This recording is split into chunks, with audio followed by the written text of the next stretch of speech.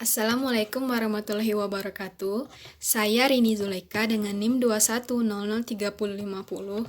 Di sini saya akan melakukan presentasi untuk pemenuhan tugas akhir mata kuliah Dasar-Dasar Ilmu Pendidikan. Pada presentasi kali ini, saya akan membahas topik mengenai beberapa pemikiran tentang pendidikan. Dalam topik kali ini yaitu beberapa pemikiran tentang pendidikan, kita akan membahas yang pertama mengenai pemikiran klasik, yang kedua, pengaruh pemikiran klasik tentang pendidikan terhadap penyelenggaraan pendidikan di Indonesia, yang ketiga, pemikiran baru, dan yang keempat, pengaruh pemikiran baru tentang pendidikan terhadap penyelenggaraan pendidikan di Indonesia. Baik, kita masuk kepada yang pertama, yaitu pemikiran klasik. Terdiri dari pemikiran empirisme, nativisme, naturalisme, serta konvergensi. Kita masuk ke yang pertama, pemikiran empirisme. Pemikiran empirisme ini dipelopori oleh John Locke, seorang filsuf berkebangsaan Inggris yang terkenal dengan teorinya tabula rasa, yang artinya meja berlapis lilin yang belum ada tulisan di atasnya. Menurut pemikiran empirisme ini, pendidikanlah yang menentukan masa depan manusia. Faktor-faktor yang berasal dari dalam seperti bakat dan keturunan tidak mempunyai pengaruh sama sekali dalam menentukan masa depan manusia. Selanjutnya yang kedua, pemikiran nativisme.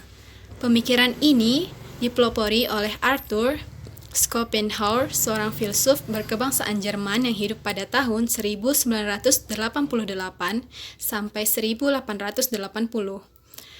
Menurut pemikiran nativisme, lingkungan sekitar serta pendidikan tidak berpengaruh terhadap perkembangan anak. Hasil perkembangan anak ditentukan oleh pembawaan yang telah dibawa oleh anak tersebut sejak lahir. Lalu yang ketiga, pemikiran naturalisme. Pemikiran naturalisme dipelopori oleh J.J. Rousseau, seorang filsuf berkebangsaan Prancis. Menurut pemikiran naturalisme ini, semua anak yang baru dilahirkan mempunyai pembawaan yang baik. Pembawaan yang baik tersebut bisa menjadi rusak karena dipengaruhi oleh lingkungan. Pendidikan yang diberikan orang dewasa juga malah dapat merusak pembawaan baik pada anak tersebut. Lalu yang terakhir, pemikiran konvergensi. Pemikiran konvergensi dipelopori oleh William Stern, seorang ahli pendidikan bangsa Jerman pada tahun 1871 sampai 1937. Menurut teori konvergensi, seorang anak dilahirkan di dunia sudah disertai pembawaan yang baik maupun pembawaan yang buruk. Proses perkembangan anak, baik faktor pembawaan maupun faktor lingkungan, sama-sama mempunyai peranan sangat penting. Bakat yang dibawa anak pada waktu lahir tidak akan berkembang dengan baik jika tanpa adanya dukungan lingkungan sesuai untuk perkembangan anak itu. Selanjutnya kita masuk kepada pengaruh pemikiran klasik terhadap penyelenggaraan pendidikan di Indonesia. Semua aliran klasik pendidikan pada dasarnya telah mempengaruhi dunia pendidikan di Indonesia. Keempat aliran klasik tersebut banyak diadopsi dalam mengatur sistem pendidikan di sekolah-sekolah di berbagai negara termasuk Indonesia.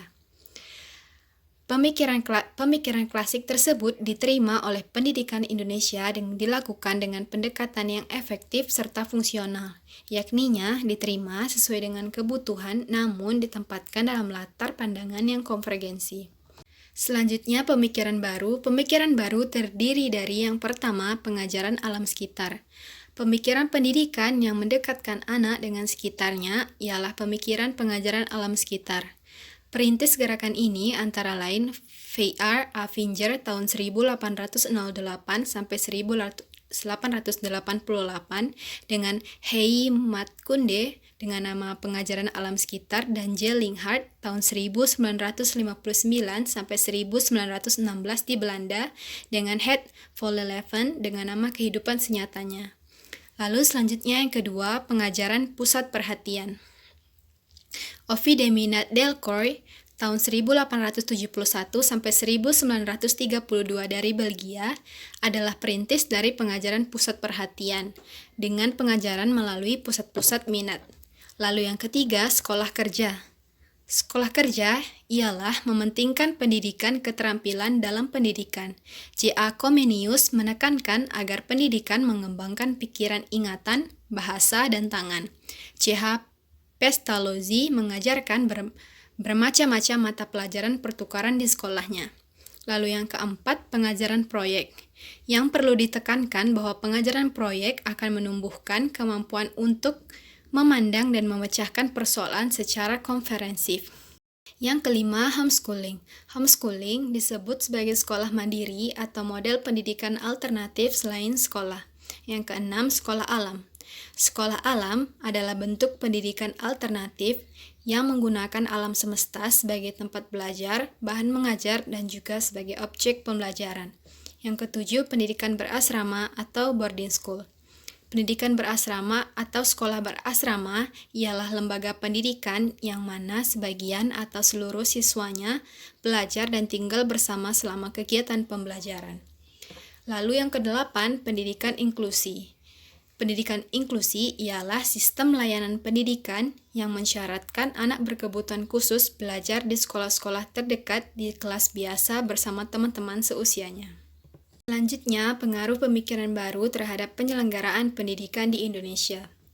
Dasar-dasar pemikiran gerakan baru tidak diadopsi seutuhnya di suatu masyarakat ataupun negara tertentu. Namun, asas pokoknya menjiwai kebijakan-kebijakan pendidikan dalam masyarakat ataupun negara itu termasuk di Indonesia.